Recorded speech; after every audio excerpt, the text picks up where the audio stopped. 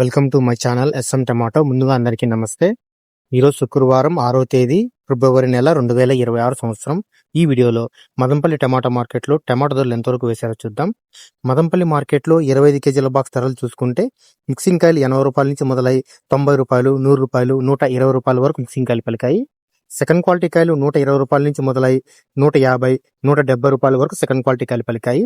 Class కాయలు 180 రూపాయల నుంచి మొదలై 200, 220, 230 రూపాయల వరకు క్లాస్ కాయలు పలికాయి.